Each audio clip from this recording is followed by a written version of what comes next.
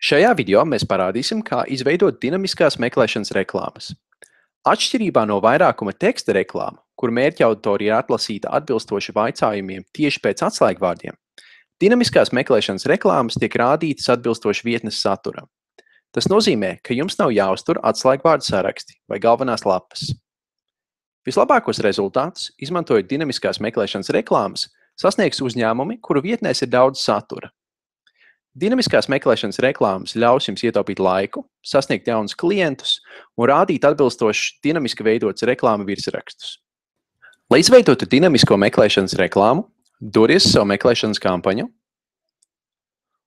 un uz cilni reklāmas. Tad izvēlēs plus reklāma un dinamiskās meklēšanas reklāma. Atlasi savu reklāmu kopu un aizpildi informāciju reklāmā. Reklāmas nosaukums tiks dinamiski ģenerēts izmantojot jūsu lapas saturu. Tev tikai ir jāievada apraksta pirmā rindiņa, otrā rindiņa un redzamais URL, kas automātiski tiks aizpildīts.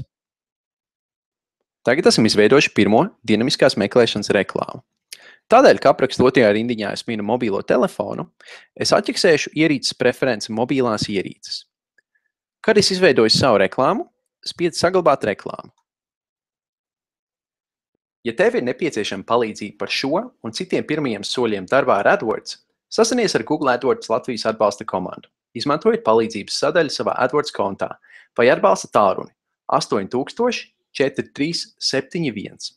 Katru darba dienu no 10 līdz 15 pēc Latvijas laika. Veiksmi klientu piesaistē!